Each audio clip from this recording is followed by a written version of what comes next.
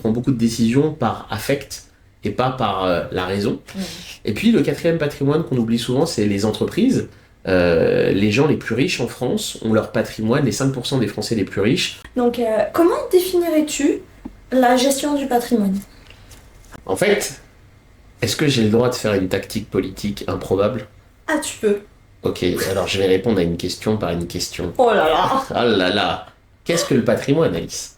C'est ça la question. Je pense que le patrimoine, c'est tout ce qui nous appartient, que ça soit des... Bienvenue dans le Posy Vibe Tribe podcast. Donc, le podcast où l'entrepreneuriat, la sagesse, le développement personnel et le lifestyle se réunissent. Je suis Alice Fadma et je suis la fondatrice de Posy Vibe Tribe. Et aujourd'hui, on est là pour accueillir avec nous Teddy Alcide. Alors, je vous dis la vérité, il est plein de sagesse. On a eu une conversation de 2 heures avant de plonger dans cet épisode. J'ai l'honneur d'accueillir Teddy Alcide avec nous, fondateur de Cash Academy. Teddy accompagne les dirigeants qui veulent reprendre le contrôle de leur avenir financier. Il a créé la méthode VIPS, Vision, Intention, Investissement, Impôt et Planification, suivie avec une approche claire et pédagogique qui transforme une réussite professionnelle en un vrai succès patrimonial. Et dans cet épisode, Teddy nous fait l'honneur de nous parler de comment retrouver du pouvoir sur son patrimoine, sans stress ni produits compliqués. Bienvenue Alcide. Merci. Pas Teddy, hein. Alcide. Ouais, il a eu une pression quoi. Pas bienvenue Teddy, bienvenue Alcide. Ok. Alors, merci beaucoup d'être là avec nous, ça nous fait plaisir. Alors, si tu devais t'adresser à la personne qui est derrière l'écran et lui dire comment sa vie pourra changer à la fin de cet épisode, qu'est-ce que tu vas lui dire? Ah là là, c'est une effectivement question difficile. J'ai essayé d'avoir plein de réponses avant le démarrage du podcast, mais j'ai vraisemblablement échoué. En fait, je pense que il y a plein de choses qui peuvent changer une vie. Il y a des fois où on va réagir sur un petit passage, un petit moment, et des fois c'est juste une phrase de 5 secondes, de 10 secondes qui résonne, qui fait sens et qui te permet en fait de trouver ton chemin et ce que tu as envie de faire et ce qui fait sens pour toi. Donc j'aurais tendance à vous dire, je pense que avec Alice on va donner un peu de valeur, à mon avis, pendant quelques minutes. Donc je pense que vous vous ennuierez pas, donc restez. Ouais. Merci beaucoup Teddy. Je t'en prie. Si on devait parler un petit peu de Cash Academy pour les gens qui te connaissent pas, Ouais. est-ce que tu pourras nous donner quelques phrases qui décrivent ta mission avec Cash Academy? Ouais, bien sûr. Moi, je fais de la gestion de patrimoine depuis 15 ans. La gestion de patrimoine, c'est basiquement, de façon classique, c'est d'aider les gens à placer de l'argent, créer de l'investissement, préparer la retraite, payer moins d'impôts.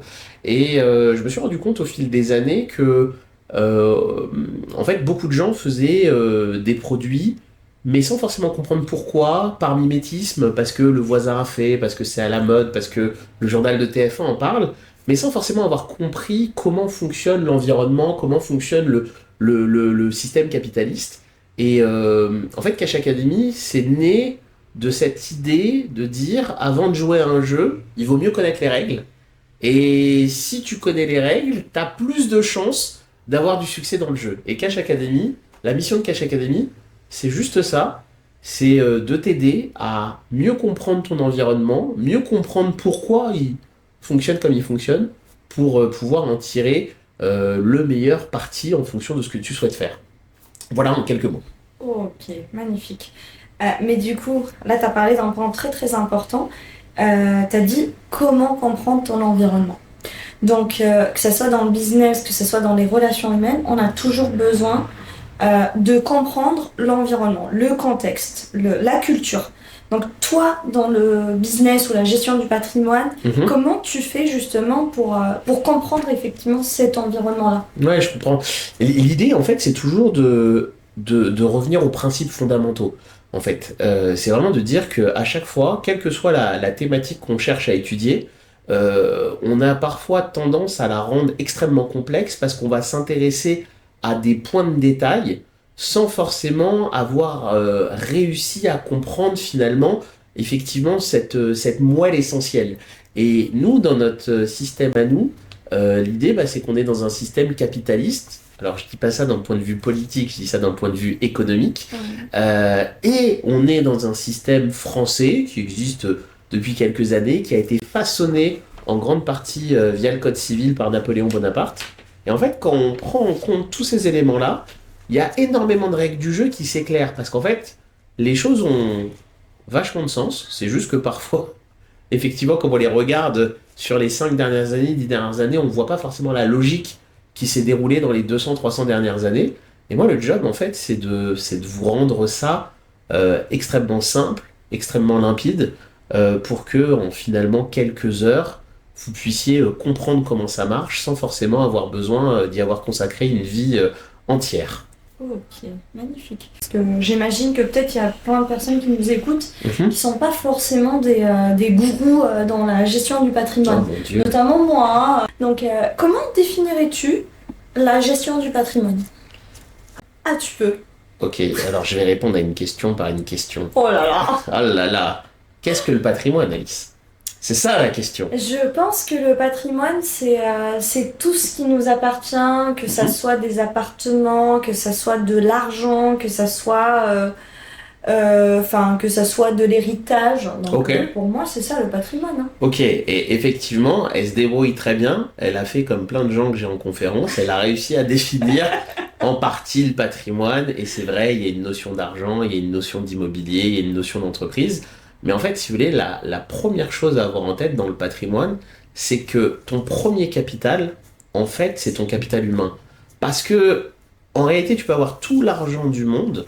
Si jamais t'as pas d'énergie, t'as pas de santé, en fait, tout le reste ne sert à rien. Et donc, l'idée, la gestion de patrimoine, c'est comment je fais pour mettre à mon service cet argent, ces biens immobiliers.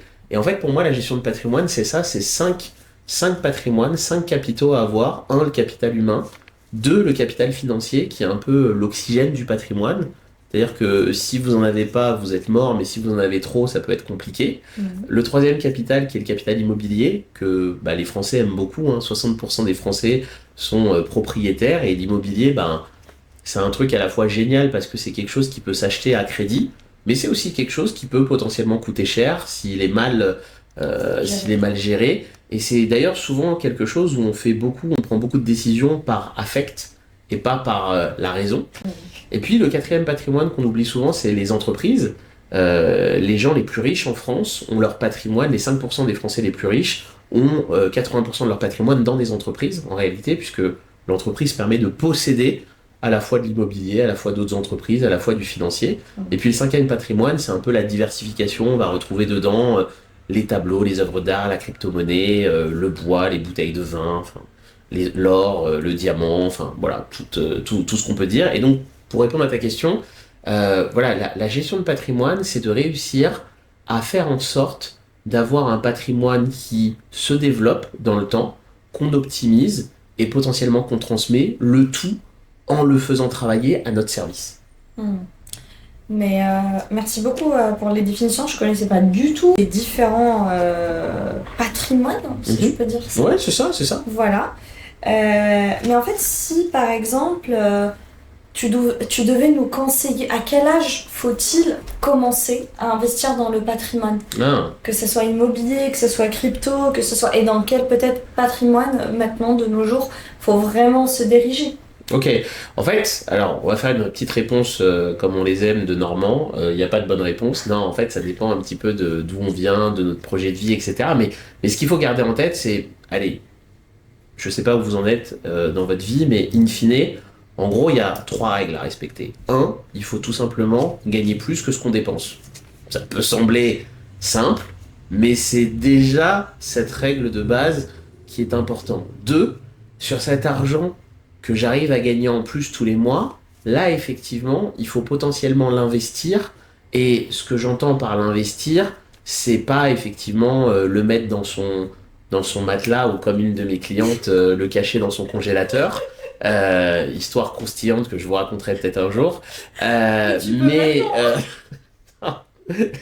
Sinon, on va finir à minuit. Non, mais voilà, l'idée, c'est qu'effectivement, quand je dis investir, c'est placer de l'argent régulièrement à la banque, sur les marchés financiers, etc. Pourquoi? Parce que c'est ce qui fait que l'argent va pouvoir... Disons que moi, à Mhm. l'âge de 28 ans, Oui, je veux commencer justement à mettre de l'argent ouais, et commencer à investir. ouais. Mais je suis complètement débutante et je ne sais pas forcément comment fonctionne le marché. Mhm. J'ai des potes qui me disent bon, tu peux investir dans la blockchain, tu peux mettre ton argent qui va se dupliquer en recrutant des personnes, Ah, clairement, voilà, ce marketing modèle, de réseau, très voilà, bien. exactement. Qu'est-ce que tu me conseilleras comme, voilà, tu aides les dirigeants à réussir professionnellement en leur donnant des stratégies Ouais, bien sûr. patrimoniales nécessaires? Donc, qu'est-ce que tu vas me dire à moi? Bah, en fait, vraiment la première étape quand on commence et qu'on rentre dans le patrimoine, c'est vraiment effectivement d'avoir cette culture effectivement de mettre de l'argent de côté régulièrement, parce que effectivement cet argent qu'on met de côté régulièrement permet en fait d'avoir effectivement à la fois de la souplesse dans sa gestion et de la crédibilité. Et donc, si tu veux, le conseil qui est peut-être un peu à contre-courant de ce qu'on a pu entendre à droite à gauche que je vais dire, c'est que des fois, quand on part de zéro, juste ouvrir un livret A pour commencer à mettre de l'argent dessus, Hmm. bon, en fait, effectivement, c'est pas la meilleure stratégie, mais ça permet de commencer quelque part et de faire quelque chose, en fait. Si tu veux, moi, souvent, ce que j'observe chez les clients qui se lancent, c'est qu'ils n'ont aucune idée de ce qu'ils sont réellement capables de mettre de côté tous les mois. Hmm. Et en fait, tant qu'on n'a pas forcément de clarté là-dessus, c'est compliqué d'avoir une réponse précise, mais ce qu'il faut se dire, et pour moi, en fait, c'est un peu le truc le plus important dans le patrimoine, c'est que des fois, on va perdre du temps à chercher des choses trop compliquées en disant qu'il faut des stratégies extrêmement poussées, alors qu'en fait, au début, c'est pas grave de faire quelque chose qui est pas parfait. Ce qui compte, c'est de faire quelque chose. Et c'est pour ça que c'est ce que je te disais. La règle numéro un, c'est effectivement de gagner plus que ce qu'on dépense. Et la règle numéro 2, c'est de placer de l'argent régulièrement. Donc en fait, la première étape pour toi, c'est juste de savoir est-ce que j'arrive à placer 100 euros, 200 euros, 300 euros. Pour vous donner un ordre d'idée, les Français placent en moyenne 14% de leurs revenus mensuels.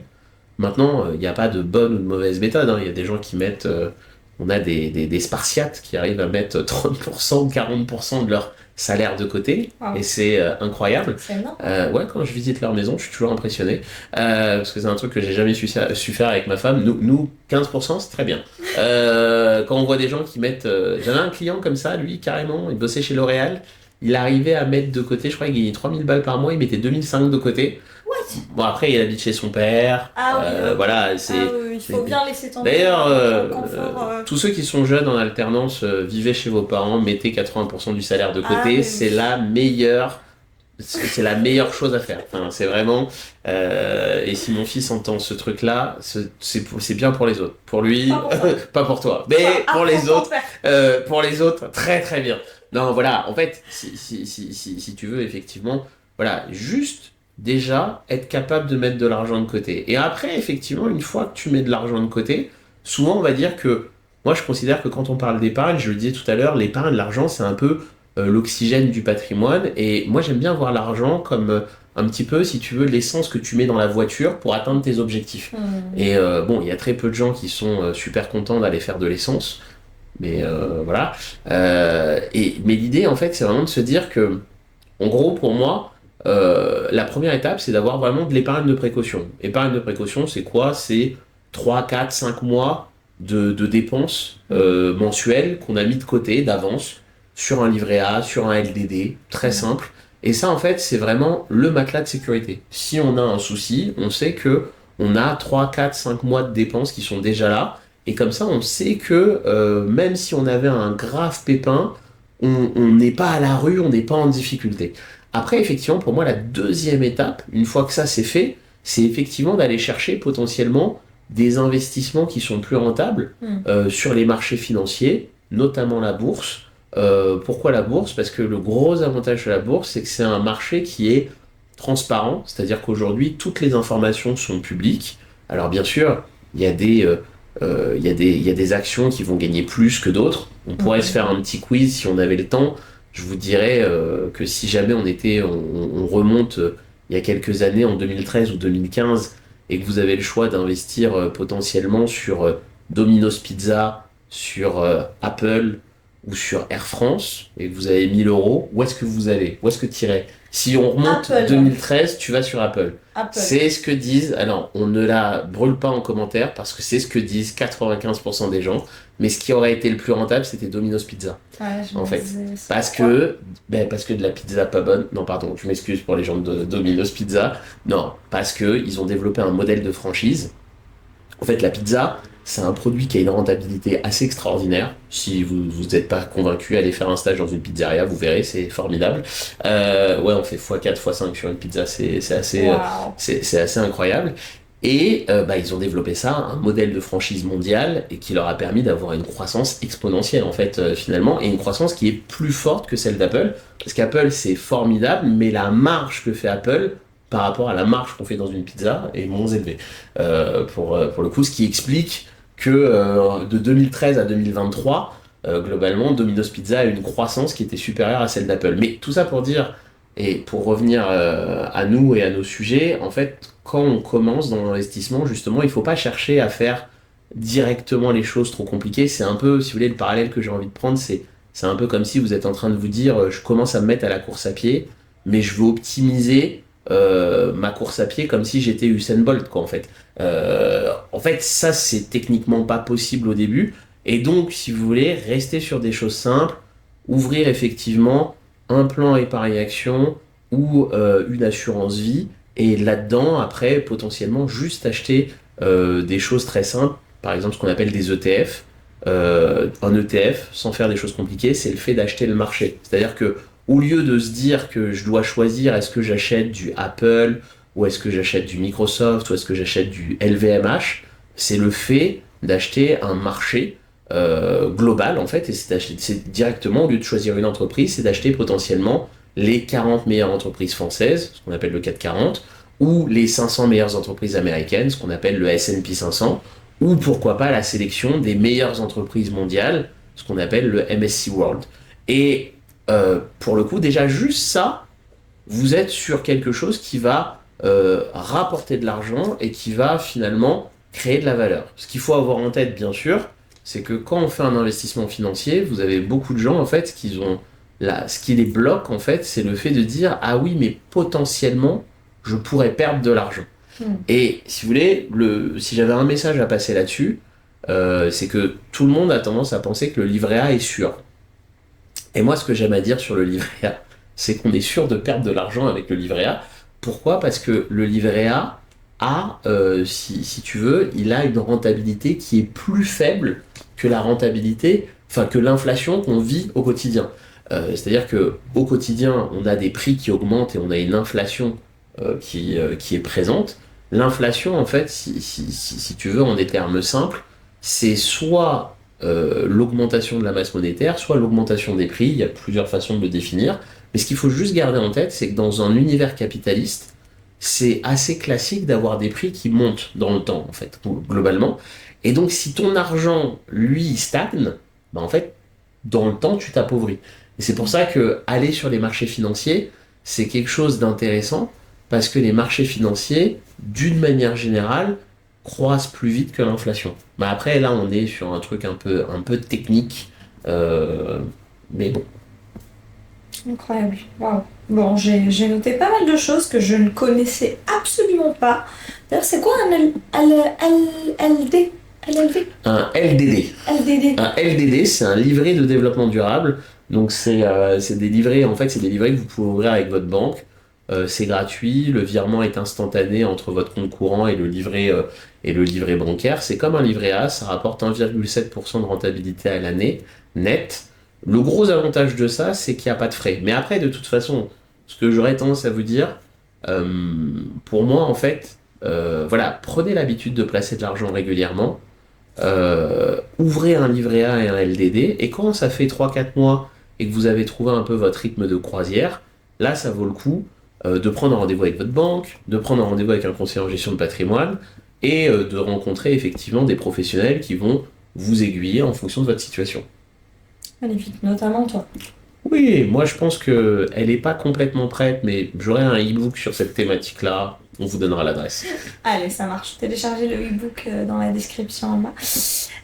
Et du coup, si tu pouvais juste nous détailler un petit peu sur ta méthode VIPS. Ouais. Est-ce que tu pourrais nous en dire un petit peu plus sur chaque étape et ce que ça change concrètement, soit pour les personnes qui veulent investir, soit pour un dirigeant? Bien sûr. En fait, la méthode, elle est très simple. Elle est partie du postulat qui était de dire que aujourd'hui, les gens, personne n'a forcément envie de faire un Master 2 en gestion de patrimoine. Pour autant, on a besoin de savoir, de prendre la décision en toute connaissance de cause. Et en fait, c'est ça la difficulté, c'est que si demain vous avez la joie d'hériter de 300 000 euros, vous allez vous retrouver dans un truc où tout le monde aura un conseil à vous donner. Tout le monde va vous dire c'est ça qu'il faut faire, c'est évident. Et vous allez être là en disant alors, c'est bien, hein, mais au fond, je sais pas trop.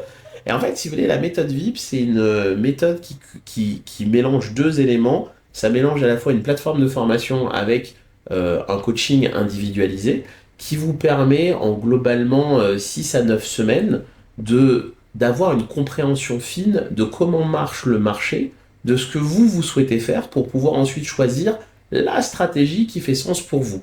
Et en gros, pourquoi VIP ?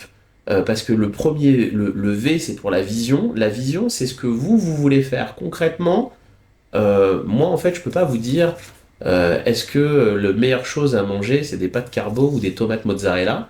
Je peux pas vous dire si il faut que vous vous achetiez une maison dans le sud de la France ou si vous avez besoin de vous acheter un yacht.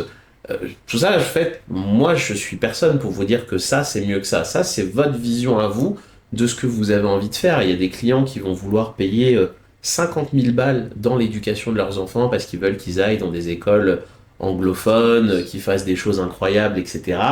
Il y a des gens qui diront non, moi les 50 000 balles, jamais je les mets là-dedans, ils se démerderont.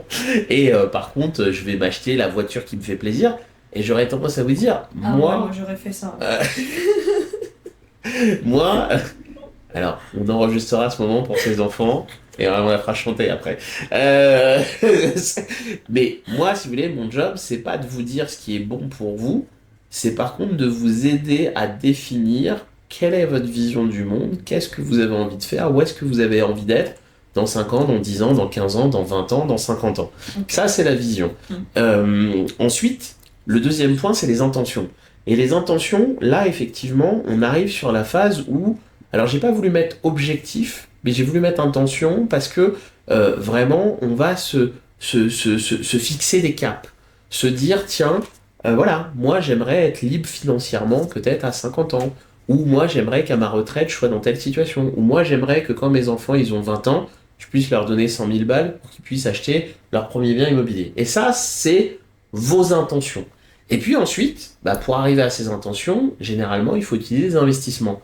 Dans les investissements, on peut investir dans le financier, dans l'immobilier, dans les entreprises, via le private equity. Et là, le job, ça va être de vous montrer tout ce qui existe. Et en fait, si vous voulez, on va vous montrer au travers d'une formation tout ce qui existe. Et là, l'idée, c'est vraiment de vous montrer le menu du restaurant, de vous donner avec ce menu du restaurant des petites bouchées pour pouvoir goûter, et puis vous dire, ça j'aime pas. Il y a des clients qui vont être fans de crypto-monnaie, il y a des clients qui vont détester. Il y a des clients qui vont être fans de private equity, il y a des clients qui vont détester. Il y a des clients, je pense, qui pourraient, ils sont tellement fans d'immobilier qu'ils passent leur week-end sur se loger, à visiter des biens immobiliers, ils sont fans quand ils sont chez Ikea.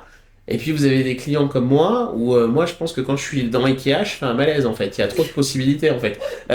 Si vous voulez, mais encore une fois, chacun va avoir ses propres affinités. Et en fait, ce qui compte, si vous voulez, c'est que quand on fait le lien entre votre vision, vos intentions et les investissements, et en fait, on va juste faire en sorte de vous aider à créer un schéma qui soit cohérent.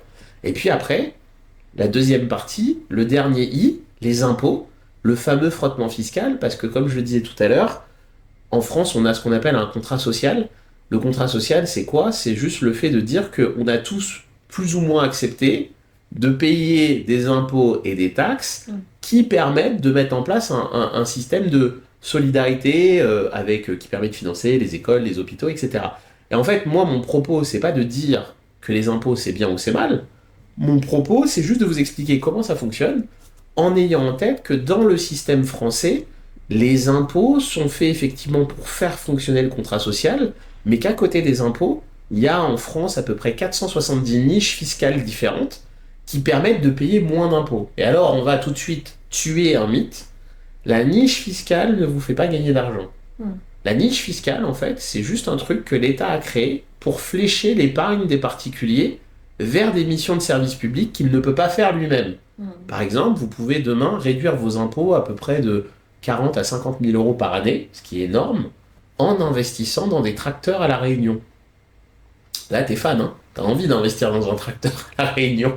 Tu te dis, pourquoi j'investirais dans un tracteur pour cultiver de la canne à sucre et de l'ananas?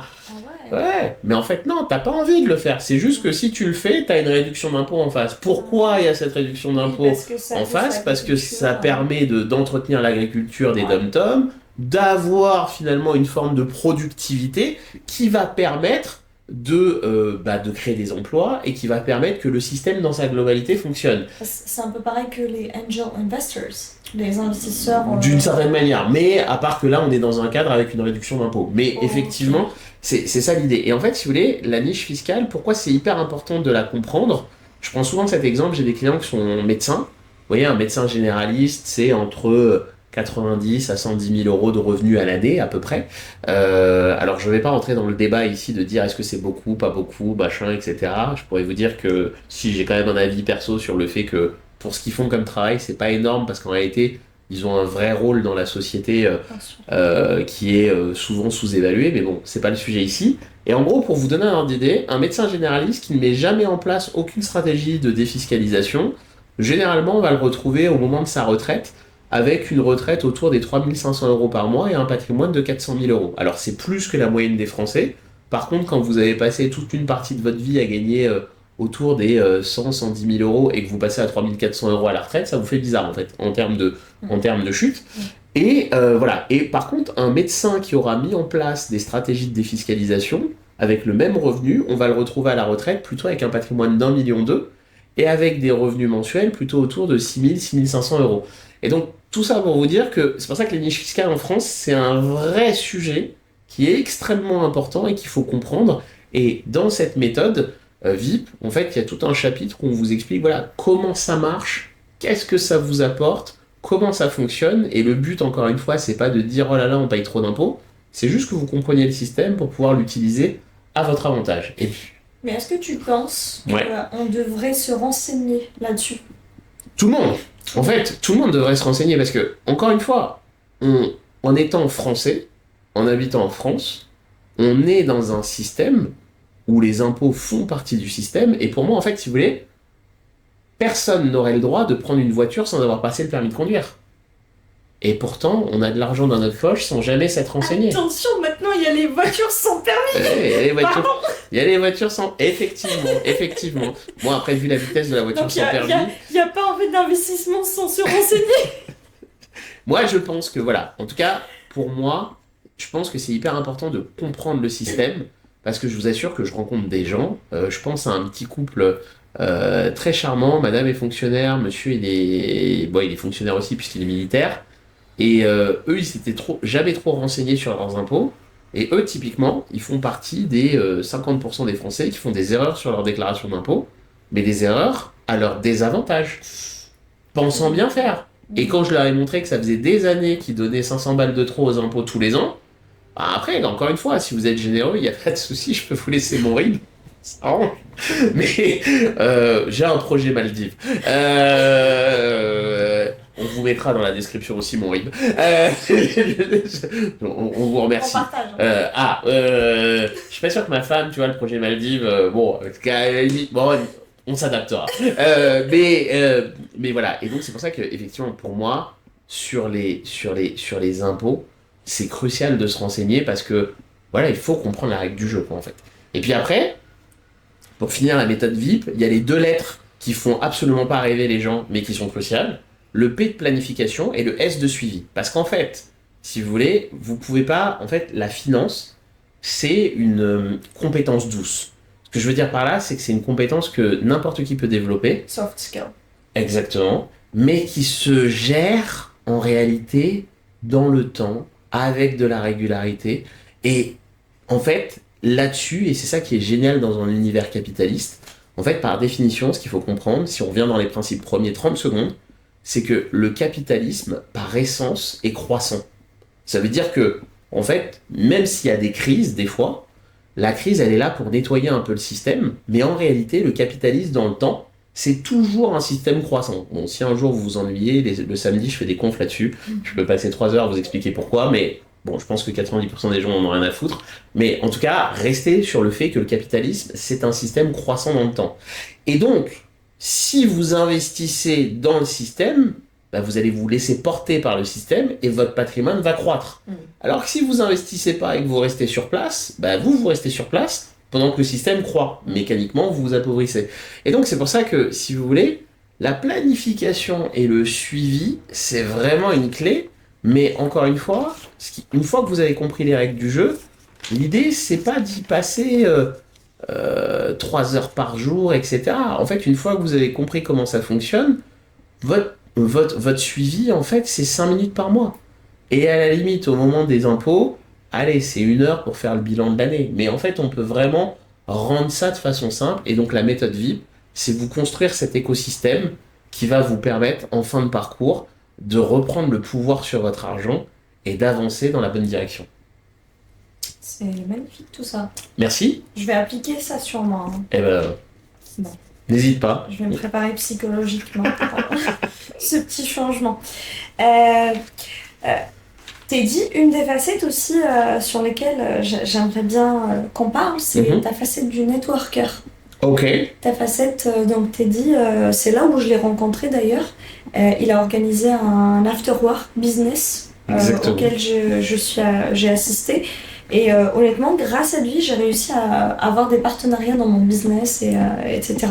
Et tout à l'heure, dans notre conversation de 2 heures, on a parlé du patrimoine humain. Exactement. Et des relations humaines. Donc, est-ce que tu pourras nous dire, là, vu que tu parlais d'argent, et là, on va parler de l'humain. Ok. Et moi, j'aimerais bien que tu me donnes ta vie. Qu'est-ce qui est le plus important? Est-ce que c'est l'humain ou l'argent? Bah, en fait, pour moi, la réponse, elle est évidente. C'est l'humain, forcément. En fait, pourquoi c'est forcément l'humain? Parce que j'aurais tendance à dire que, en fait, l'argent, on peut le fabriquer. C'est quelque chose d'assez, finalement, comment je pourrais dire ça? Alors, effectivement, je vais dire un truc qui peut parfois sembler étonnant, mais forcément, quand on en manque, on a le sentiment qu'il n'y en a pas assez. Mais en réalité, c'est une question de perspective. Et après, il y a beaucoup de tactiques qui permettent effectivement de fabriquer de l'argent. Par contre, des relations humaines authentiques, c'est quelque chose de beaucoup plus compliqué et de beaucoup plus riche, en fait. Et c'est pour ça que moi, je considère que l'humain est toujours au-dessus de l'argent, en fait, quoi qu'il arrive. Et un des points qui m'a permis vraiment de comprendre ça, c'est que j'ai la chance d'avoir des clients qui ont plus de 90 ans, qui ont beaucoup, beaucoup, beaucoup d'argent et qui seraient prêts finalement à le donner si on pouvait leur permettre de retourner à leurs 20-25 ans, au moment où ils étaient en pleine possession de leurs moyens, etc. Parce qu'en fait, finalement, ce qui pourrait en faire, ce qui pourrait en vivre, en fait, ça a beaucoup plus de valeur, entre guillemets, qu'un compte en banque bien garni. Et donc, attention, soyons clairs, je ne dis pas que l'argent n'est pas utile, mais comme je vous disais au début, quand on parlait tout à l'heure de capital, pour moi, le premier capital, c'est le capital humain. Et dans ce capital humain, votre carnet d'adresses, on a souvent tendance à sous-valoriser la valeur du carnet d'adresses, mais le carnet d'adresses, c'est une valeur incroyable, en fait, aujourd'hui. Ok. Je suis tout à fait d'accord avec toi, et je suis dans la même, en tout cas, dans la même dynamique. Mais si quelqu'un, par exemple, sait vraiment pas comment connecter avec les personnes. Okay. En disant, quelqu'un vient à ton after-work, mais c'est quelqu'un d'introverti, il sait pas forcément parler, il a pas la même élocution que toi, et les mêmes soft skills que toi. Ok. Qu'est-ce que tu vas donner comme conseil à cette personne-là? Ok. Alors déjà, il y a 2 choses. Je pense que la première étape, quand on va à un after work, on y va souvent avec un objectif en fait. On y va parce qu'on veut présenter son entreprise, on y va parce qu'on veut rencontrer du monde, on y va parce qu'on veut faire évoluer son cercle social, peu importe l'objectif. Et en gros, je pense que par contre, il faut avoir de la clarté sur l'objectif qu'on vient poursuivre. Et ensuite, je pense qu'une des clés, en réalité, c'est l'authenticité. C'est-à-dire que je pense que ça aide beaucoup d'être transparent sur ce qu'on vient faire, sur ce qu'on vient chercher. Parce qu'en fait, si vous voulez, moi, ce que j'observe, c'est que l'être humain, il est d'une générosité incroyable, en fait. Si vous voulez, je sais que des fois, ça peut sembler bizarre quand je dis ça, et puis parce que des fois, comme on est à Paris, on a surtout l'image du gars qu'on a croisé, avec qui on s'est engueulé en voiture parce qu'il vous a piqué votre place de parking, etc. Ou des gens dans le métro qui sont un peu en mode zombie sur leur téléphone portable. Mais la réalité, c'est que quand on met dans une pièce des êtres humains qui sont contents d'être là, qui sont contents de se retrouver ou qui sont là pour connecter avec d'autres êtres humains, on se rend compte que d'une manière générale, l'être humain, c'est un être social. Il aime être avec d'autres personnes, il aime interagir. Après, tout le monde interagit pas de la même façon. Il y a des gens pour interagir, ils ont besoin d'être vus. Il y a des gens pour interagir, ils ont besoin de regarder. Et en fait, c'est ok. Mais, si vous voulez, pour moi, la clé, c'est l'authenticité. Et en fait, l'être humain, et moi, c'est pour ça que j'adore faire des after-work, c'est que l'être humain, il a un radar à bullshit. Et en gros, si vous voulez, quand vous essayez de jouer un personnage que vous n'êtes pas, ou vous essayez de donner une image qui ne vous correspond pas, bah, on sent qu'il y a un décalage en fait. Et c'est pour ça que pour moi, le conseil c'est de dire venez comme vous êtes, quoi, sans faire de pub pour McDonald's. Mais venez comme vous êtes. Et par contre, n'hésitez pas non plus. Moi, je sais que des fois, on a des petits messages de gens qui nous disent je sais pas trop comment faire, ou je suis un peu inquiet, etc. Et en fait, souvent, la plupart du temps, quand vous êtes inscrit quelque part, vous aurez toujours quelqu'un dans l'équipe qui va vous passer un petit coup de fil, qui va vous rassurer, qui va vous donner quelques tips. Et là, je vous assure, hein, moi, la plupart des afterworks où je suis allé, que ce soit ceux que je peux organiser ou ceux que je peux voir chez d'autres, en réalité, il y a toujours des gens qui vont être des facilitateurs, qui vont venir vous rencontrer, savoir qui vous êtes, qu'est-ce que vous faites, et ça va bien se passer à la fin. Et donc, si vous voulez, moi, j'aurais tendance à vous dire vraiment, soyez au clair sur ce que vous venez chercher, soyez transparent sur vos objectifs, et puis le dernier point, comme je vous disais, je considère que les rencontres, les afterworks, c'est beaucoup un échange. Et donc, si vous venez juste pour prendre, potentiellement, c'est compliqué. Donc, n'hésitez pas à vous demander aussi qu'est-ce que vous pouvez apporter. Et je sais que des fois, il y a beaucoup de gens qui se disent ouais, mais moi, j'ai pas grand-chose à apporter, je suis pas riche, j'ai pas beaucoup de réseau, etc. Et moi, l'anecdote qui me parle beaucoup, en fait, si vous voulez, c'est un groupe de gens avec qui j'ai eu l'occasion de collaborer pendant le Covid, où en fait, on était tous dans une situation qui était compliquée, et on se voyait juste le vendredi matin en Zoom. En fait, vous pouvez pas imaginer, en fait, on faisait rien de particulier, mais à la fin de cette réunion qu'on faisait en Zoom, on repartait tous avec le sourire, parce qu'on avait juste passé ensemble un bon moment. Et en fait, aujourd'hui, juste le fait de pouvoir connecter avec d'autres gens, parler, être entendu, ça a une valeur incroyable, quoi. Ah mais bien sûr, je suis parfaitement d'accord. Merci pour ce partage. Je t'en prie.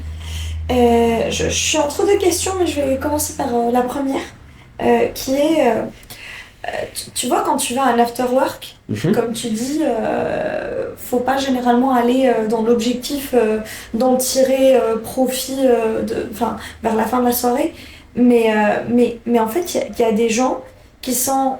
Faut pas oublier, ils ont des factures à payer, ils ont des besoins, etc. Donc ils viennent aussi avec cette pression sociale derrière eux, et ils sont entre deux.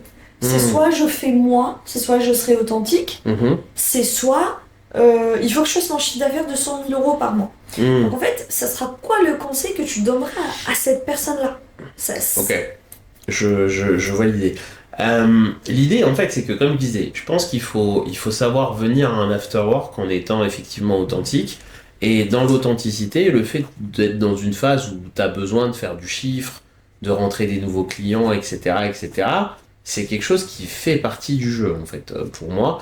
Par contre, bon, on va se dire les choses. Moi, perso, j'ai fait plein d'afterwork.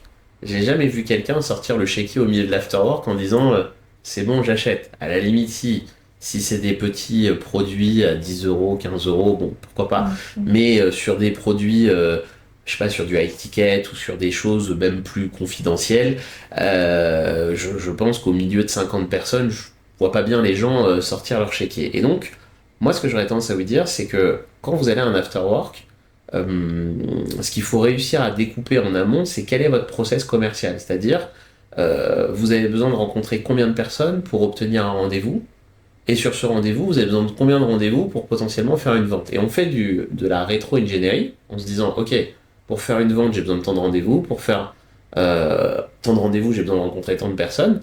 Et donc, à l'afterwork, je vais aller rencontrer des gens qui sont potentiellement dans ma cible. Et surtout, plus important encore, je vais surtout faire en sorte de connecter avec des gens qui eux-mêmes potentiellement ont autour d'eux des gens qui peuvent rentrer dans ma cible. Parce que si vous voulez, un des trucs qu'il faut garder en tête, encore une fois, l'être humain déteste être démarché. Par définition, enfin, je sais pas si ça vous arrive, moi des fois je rentre dans un magasin, j'ai envie d'acheter quelque chose, et là le vendeur, extrêmement prévenant, se colle à moi en me disant est-ce que je peux vous aider? Et voilà, c'est le moment où je dis ah, mais en fait, oui, laisse-moi de l'espace. D'accord. Mais moi, je suis comme ça aussi. Et en fait, si vous voulez, si j'arrive dans un afterwork, peut-être je suis votre client idéal, mais si vous êtes en train de me courir après pour savoir quand est-ce qu'on fait un rendez-vous, ça va être compliqué.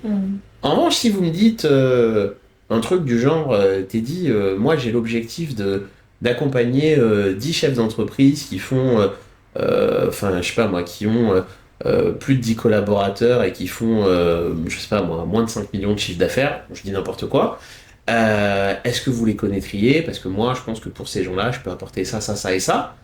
Ben, en fait, peut-être que si je suis dans la cible, je vais vous dire, hey, mais moi, potentiellement, ça m'intéresse. Mais surtout, vous êtes venu me demander un coup de main.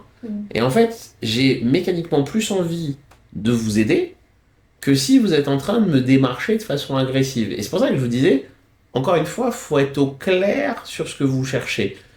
Qui est-ce que vous cherchez? Et bien sûr, pourquoi vous les cherchez?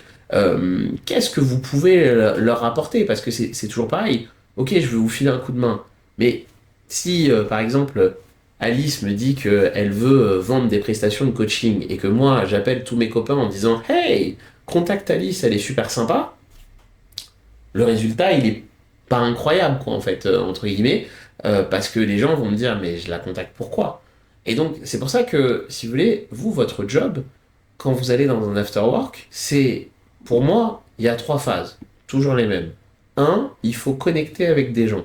Mais quand je dis connecter avec des gens, c'est connecter avec des gens avec qui le feeling, il est naturel, en fait. C'est-à-dire que si vous sentez que ça vous coûte un effort, que la personne, elle est chiante, quand je dis elle est chiante, c'est peut-être elle qui est chiante ou c'est peut-être vous qui...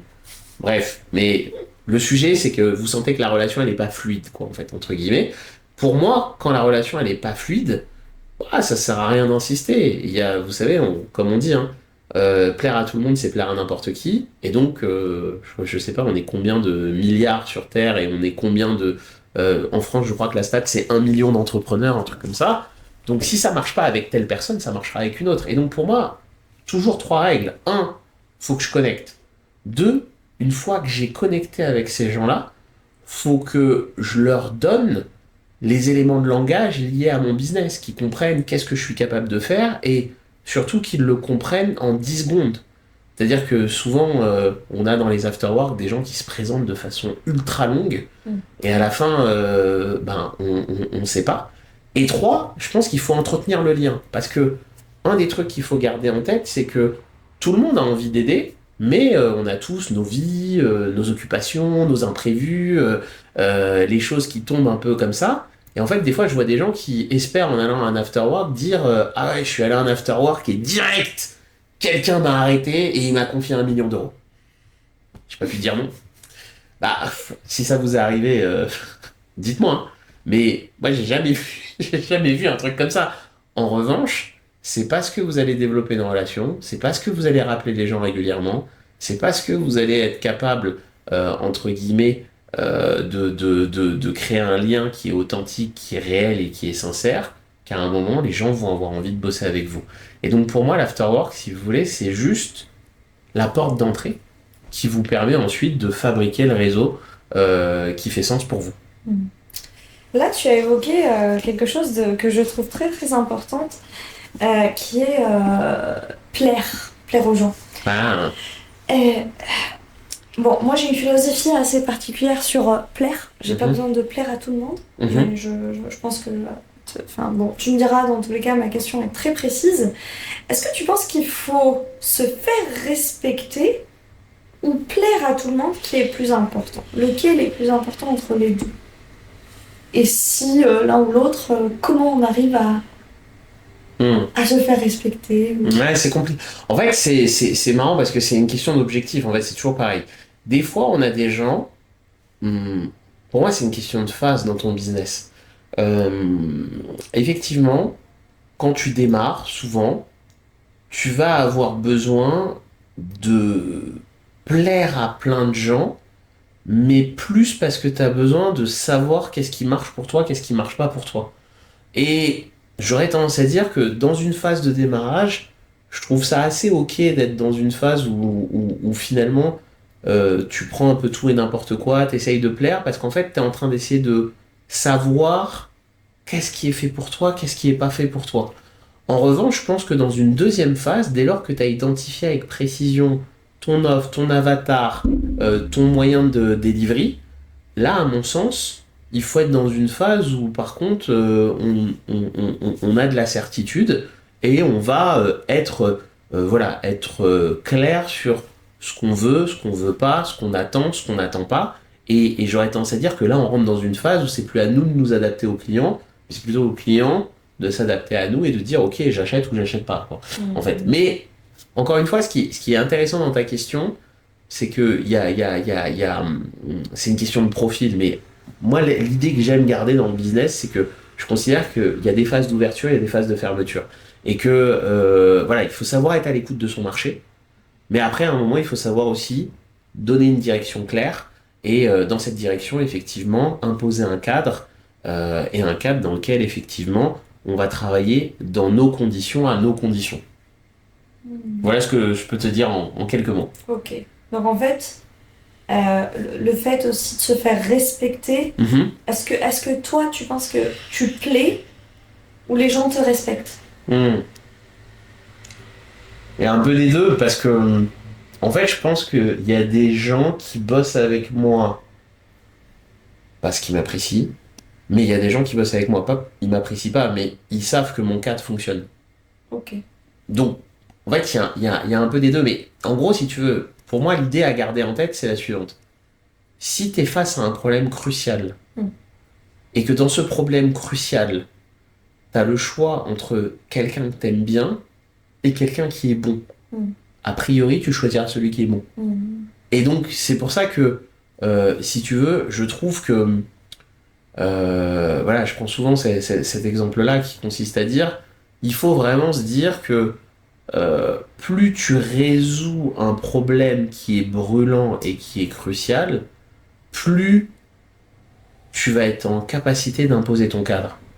Et en fait, pour moi, après encore une fois, ça dépend des cas, mais je trouve qu'il y a des fois, c'est hyper intéressant d'être capable de ne pas imposer de cadre, parce que ça donne des évolutions business inattendues. Par contre, souvent quand même, ce que j'observe, c'est que quand on est dans une phase de l'entreprise où on cherche à développer de la marge, à scaler, à accélérer, c'est plutôt l'entrepreneur qui impose son cadre, sa standardisation, sa structuration à lui, parce que sinon, généralement, il n'y arrive pas. Maintenant, je pense que quoi qu'il arrive, le summum, moi d'ailleurs, c'est marrant en fait, tu vois, maintenant que tu me poses la question, je pense que les dossiers où j'ai le plus galéré, c'était des dossiers sur lesquels les gens m'aiment bien. Parce qu'à partir du moment où je suis sur un dossier où les gens m'aiment bien, sur certains aspects, ils vont se permettre des trucs où ils vont tenter la sortie de cadre, qu'ils n'auraient pas forcément tenté si on était venu juste pour le cadre. Maintenant, clairement, bon, moi ça fait 20 ans que je suis entrepreneur, Et allez, ça c'est pour mes confrères entrepreneurs. Ça fait partie du jeu de se faire avoir. Ah oui, oui, Faut juste le savoir. ça c'est sûr. Après, ce qui est classe, c'est que des fois, en plus, le client, je sais même pas s'il a fait exprès, mais en tout cas, il a été brillant.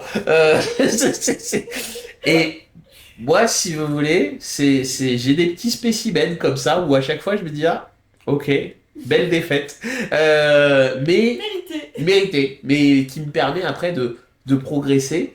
Et vous voyez, j'avais une cliente qui me posait la question, elle est prestataire de santé, et elle me disait qu'elle, son problème, c'était qu'elle était tout le temps sollicitée sur des choses qui débordaient de son cadre, où elle faisait finalement du coaching gratuit par-ci, des trucs par-là, etc.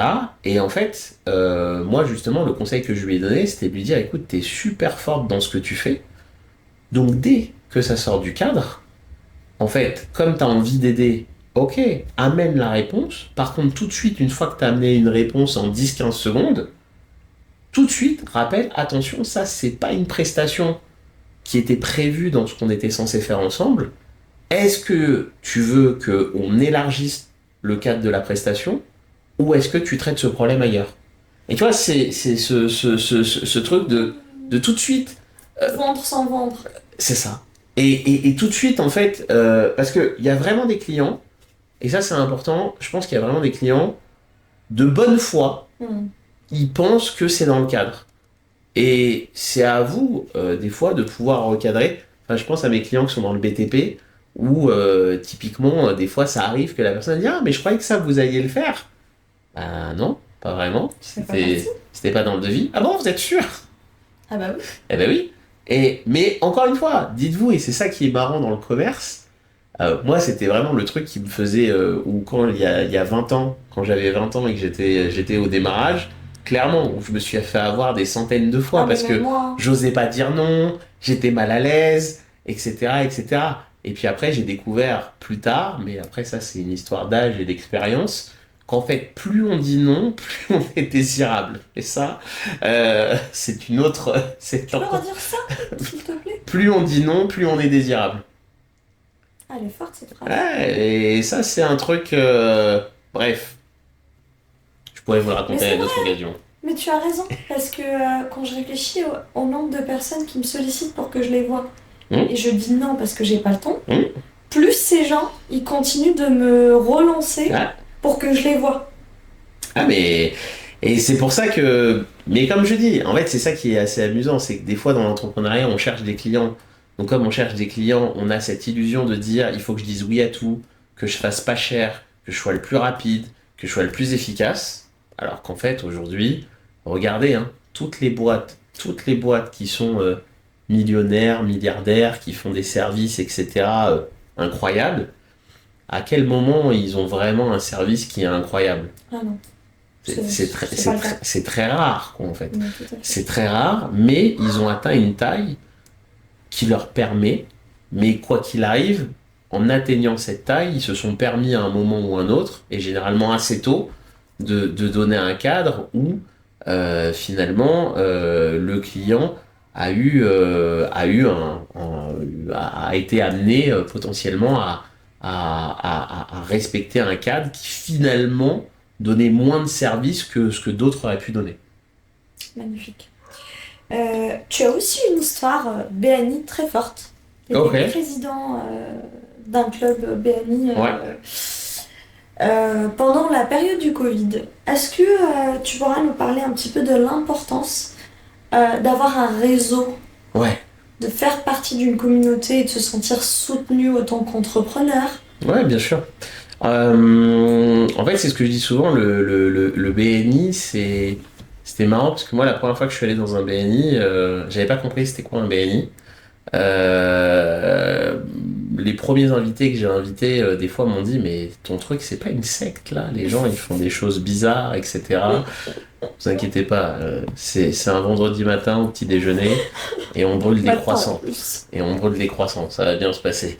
Je m'excuse pour tous les gens qui sont BNistes et qui vont entendre ça. Non, Non, ce que j'allais dire, c'est, moi, en fait, ce que je retiens de mon expérience BNI, en fait, c'est que c'est le voyage. C'est-à-dire que on rentre souvent dans un BNI parce qu'on veut développer sa boîte, parce qu'on veut augmenter son chiffre d'affaires, parce que on veut plus de clients.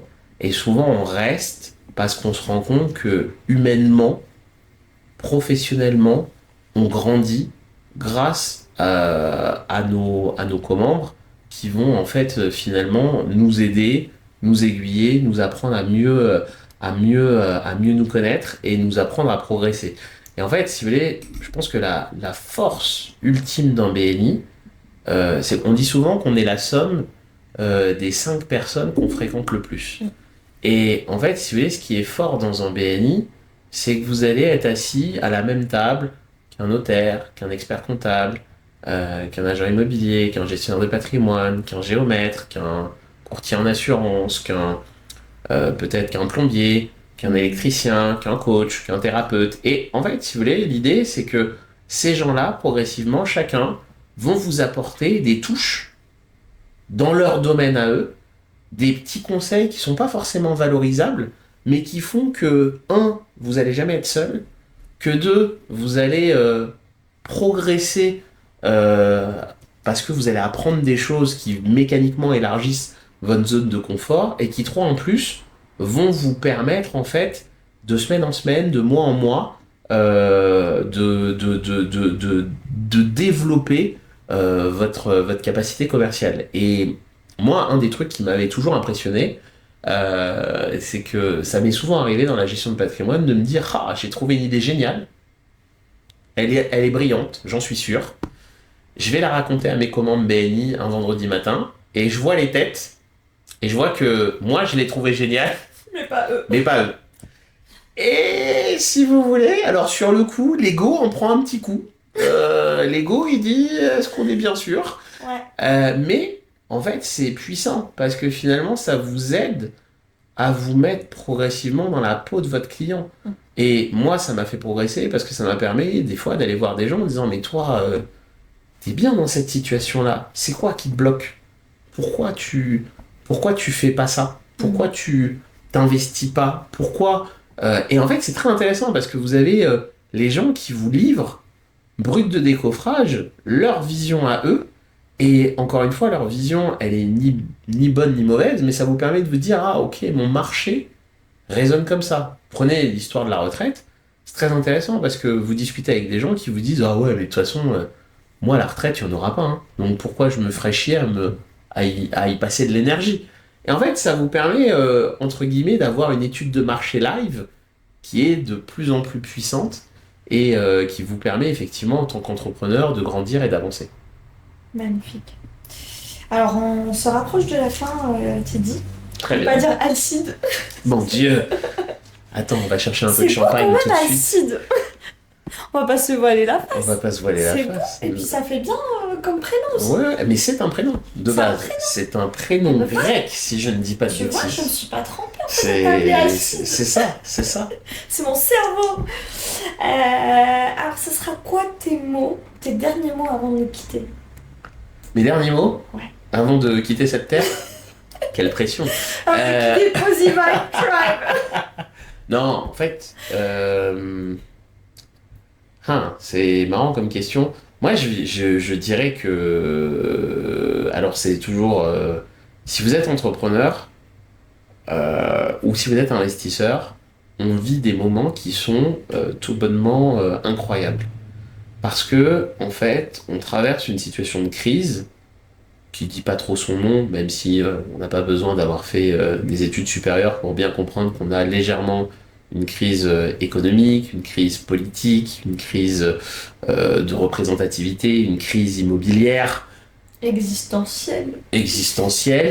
Mais en fait, si vous voulez, ce qui est génial, c'est que la crise, en fait, c'est le meilleur terrain de création d'opportunités.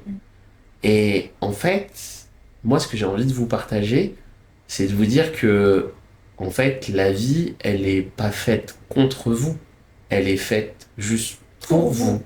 Et donc, la question à se poser systématiquement face à cette crise, c'est: qu'est-ce que ça m'apprend, qu'est-ce que ça m'apporte, qu'est-ce que je peux en tirer comme bénéfice à court, moyen, long terme. Et donc, enjoy quoi. Ça m'inspire de te rajouter une dernière question. Si tu devais te parler à toi-même, il y a 20 ans, Ah, tu te serais dit quoi? sois patient, ça va bien se passer. Magnifique.